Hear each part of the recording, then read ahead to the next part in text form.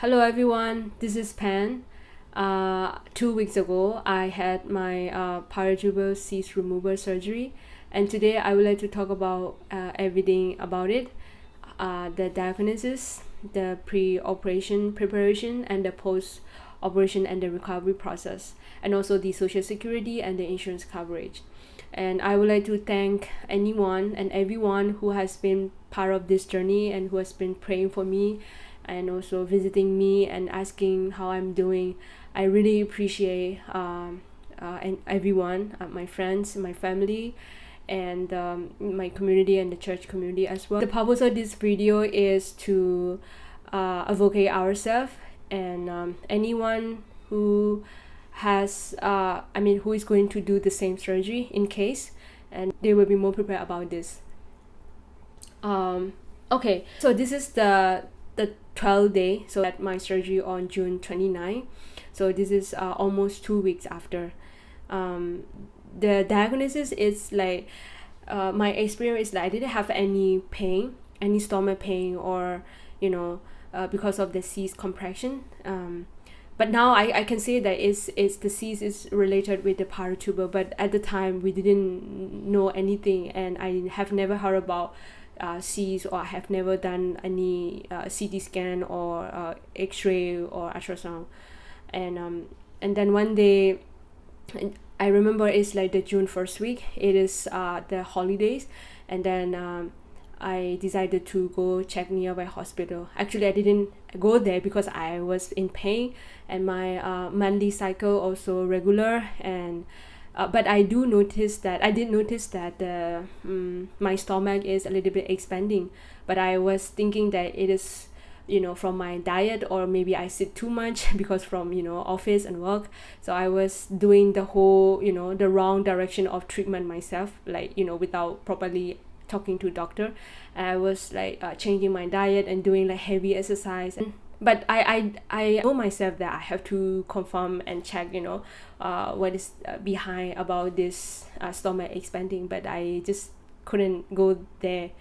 But yeah, after the group insurance, our like company group insurance also like it's ready to use, I had some of the courage. Maybe okay, let's go check, like it's better to confirm. So I go to nearby hospital, and I show the photo that I took myself, and then I talk to the doctor that this is my current stomach, and I don't know I don't know what's wrong with it, but I didn't feel any pain. And the doctor said, okay, let's see. And then yeah, your stomach is for sure is expanding. Let's start with X-ray and ultrasound. So yeah, we start with X-ray and ultrasound, and they found that there is a large mass. There's a large mass in my stomach. It's kind of like covering the whole, almost all the abdomen. So I was like, what do you mean by large mass? What does it mean? And then a doctor said that yeah, CT scan is suggested. And I asked how much the CT scan. It would be like 25,000 Thai baht, because it has to check my whole abdomen, and it has to use the contract dye, that ink that to inject into my body, which is maybe expensive. So on that day, by God grace, that I had my idea that when I go to that hospital, I couldn't log into my group insurance company yet, but I just go there and check it, right? And then later during that checking and waiting for the ultrasound result, I just try let me try logging again, and it was like boom, able to log in. And so I showed the group insurance card, and so we able to claim it, so didn't have to spend any expenses on that day as well. But I decided to go to like another hospital. That hospital is like where I register my SSO, right? So if you're working in Thailand, we have this social security that we contribute every month. Like this year is like 850 Thai baht, so it cut out from our income, right? So that one, so we have to pick any hospital. Previous company is already registered with that hospital, So I didn't change the hospital, so it was the same hospital. And I decided to refer to that hospital, bring all my medical reports and all. I directly talked to the doctor, and doctor like just started, okay, let's start with CT scan because it's already suggested.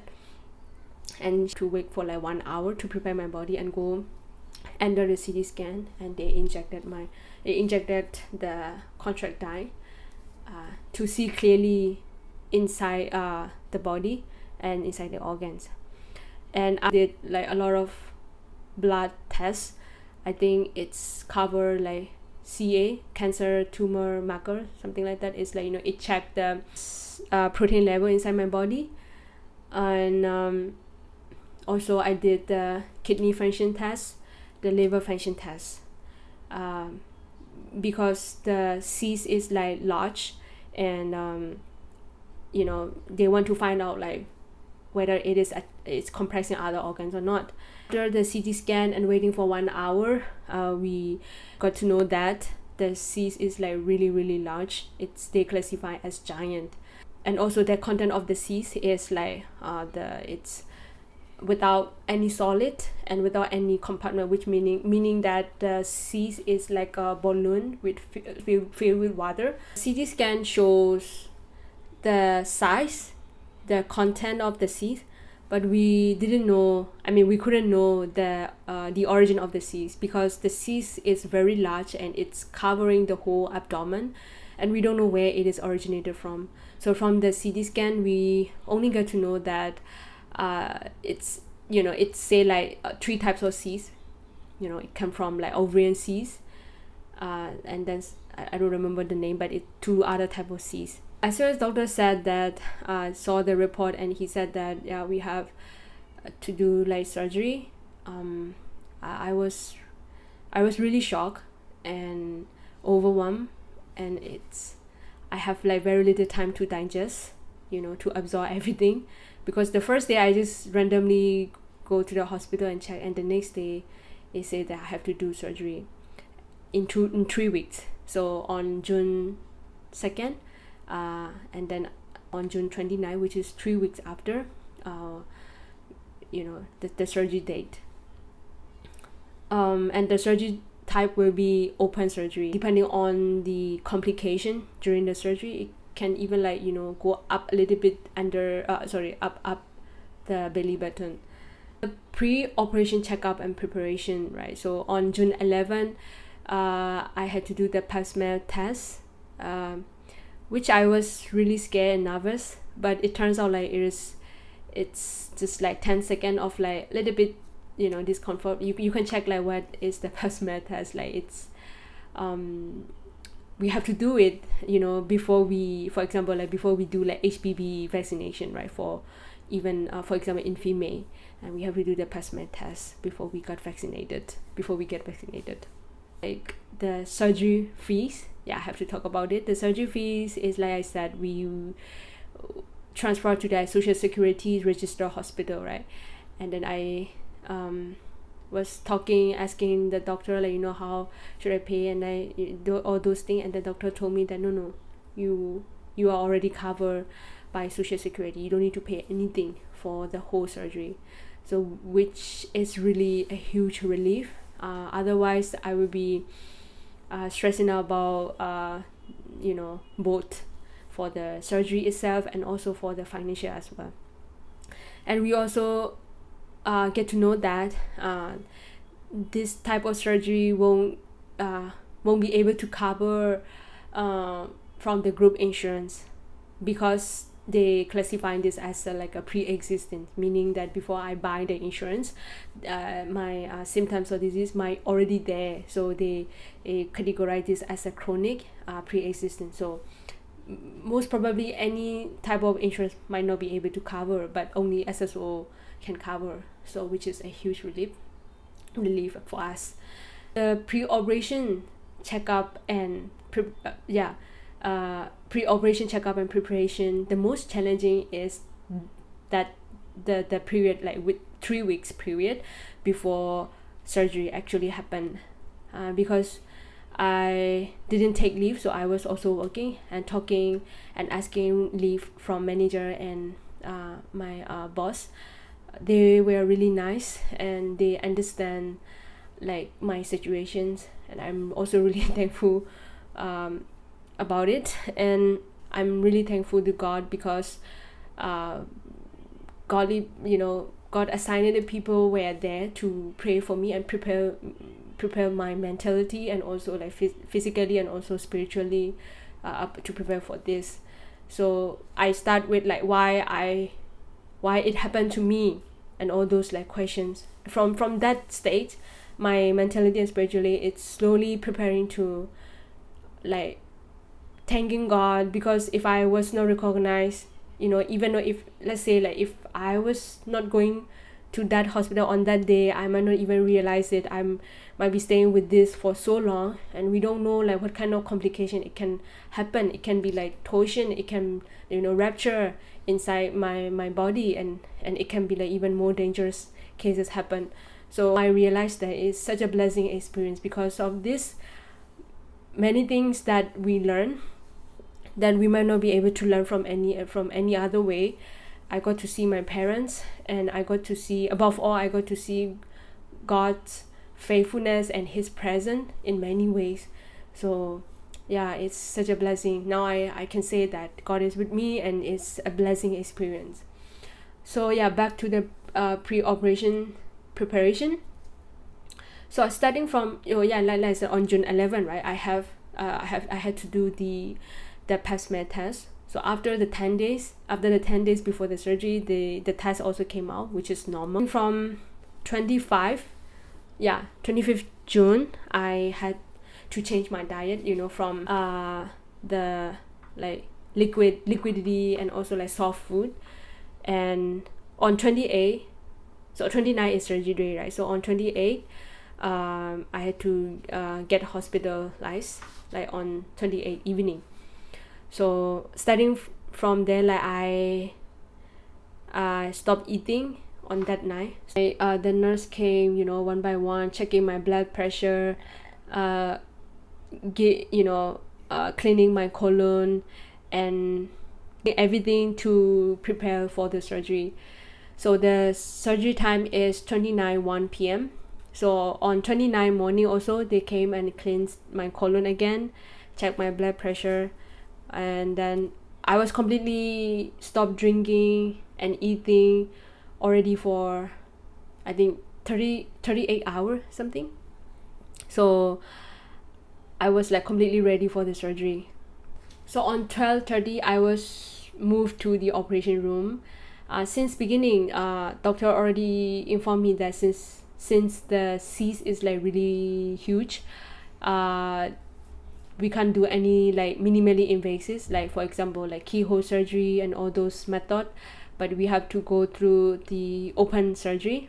And depending on the complication, it will be like become 1 hour, or it can be like 2 hours.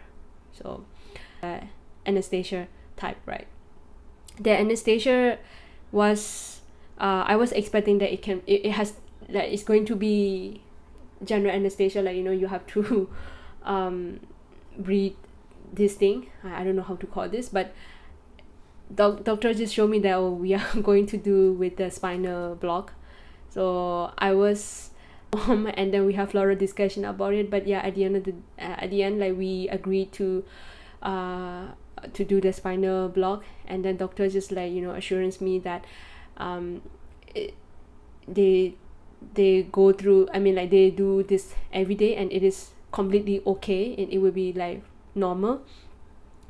So yeah, I have to go with like spinal block. But before the spinal block, maybe I was exposed to like ancients and all, so they decided to give me sleeping pill from my IV line.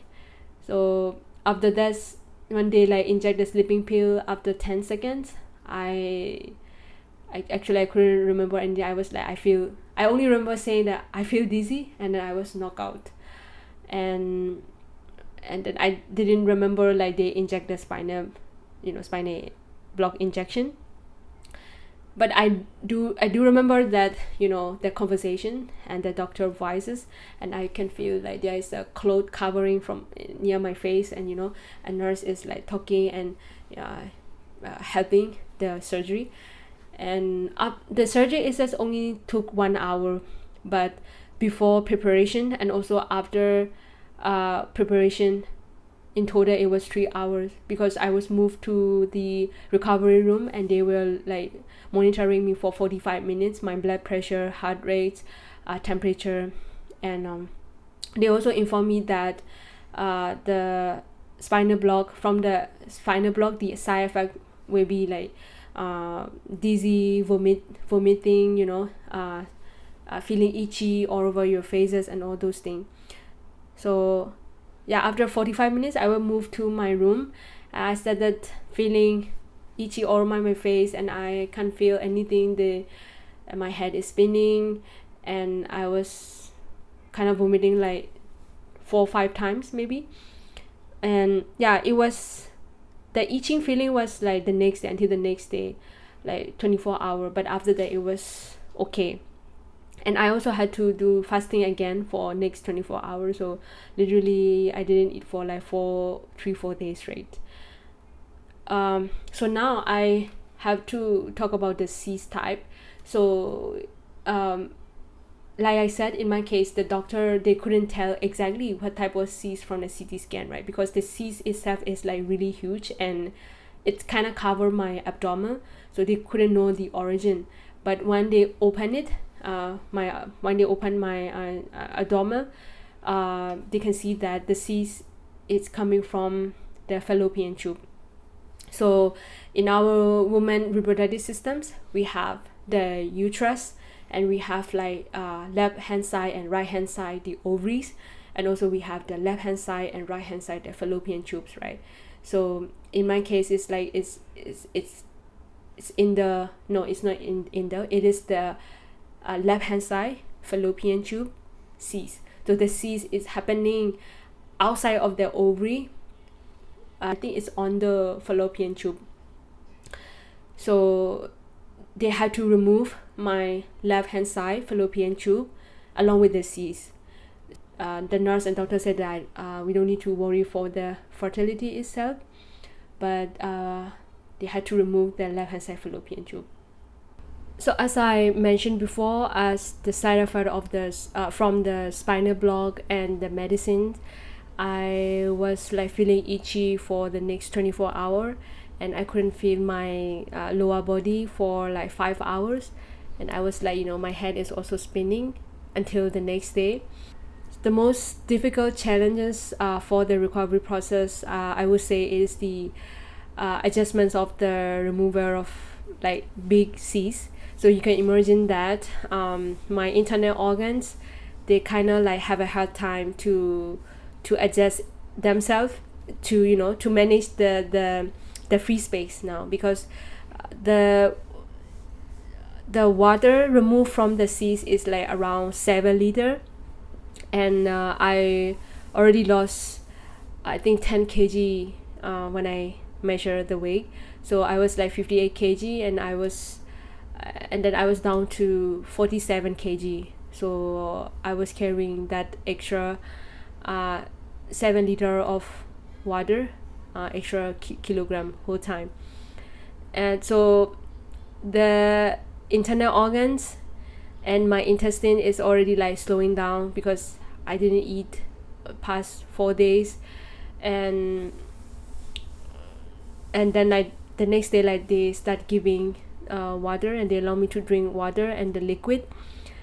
And yeah, that was a hard time, because I had to the body has to adjust. When I was laying down, I can feel that the air is moving my intestine, and then when the next day I tried to wake up and sit down, and yeah, that was really painful.